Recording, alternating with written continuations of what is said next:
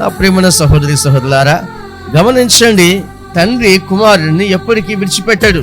ఒక రోజున ఒక ధనవంతుడికి 2 కుమారుల్లో ఒక కుమారుడు తండ్రి మాట వినకుండా ఆస్తి పంచుకొని వెళ్ళిపోయాడు. తండ్రికి విరోధమైన పనులు చేశాడు. తండ్రి చెప్పిన మాట వినలేదు. ఆ ఆస్తి అంతా తీసుకొని తన యొక్క డబ్బు, ధనము, ఆస్తి దుర్వ్యాపారంలో పెట్టాడు. అంత కోల్పోయాడు. స్నేహితులందరూ వెళ్ళిపోయారు. రోగిష్టి అయిపోయాడు. చాలా బాధపడుతున్నాడు.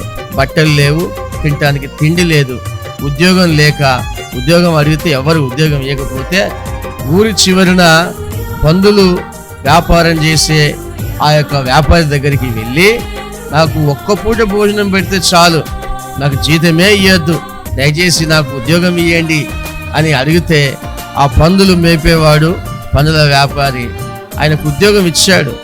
ఒక్క పూట భోజనం కూడా సరిగ్గా పెట్టకుండా, అతన్ని చూడకుండా ఆ వ్యక్తి పని చేయించుకున్నాడు.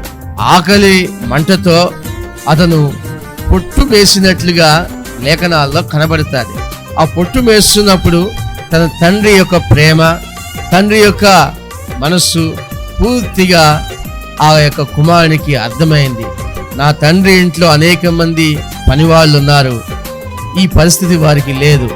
వారి పిల్లల్ని, వారి కుటుంబాలని మా తండ్రి గారు పోషిస్తున్నారు, మా తండ్రి గారు చాలా బాగా చూసుకుంటున్నారు.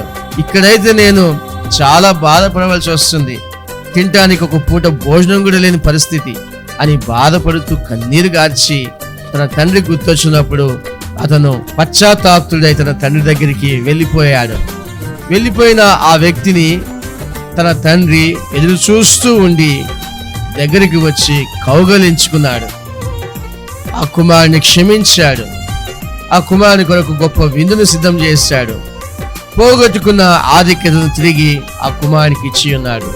నా ప్రియమైన సహోదరి సహోదరులారా, దేవుడు కూడా అలాగే మనుషులు పడిపోయినప్పుడు, మనుషులు చేసిన చేష్టలన్నిటినీ దేవుని దగ్గర ఒప్పుకొని ఆయన సముఖానికి వచ్చినప్పుడు దేవుడు వారిని కౌగలించుకుంటాడు, హత్తుకుంటాడు. పోగొట్టుకున్న ఆధిక్యతని తిరిగి దేవుడు తప్పకుండా ఇస్తాడు. ఎందుకంటే ఆయన కనికరా స్వరూపుడు, ఆయన దయగలిగిన వాడు, గొప్ప కార్యాలు చేయాలనే ఉద్దేశించి ఉన్నాడు.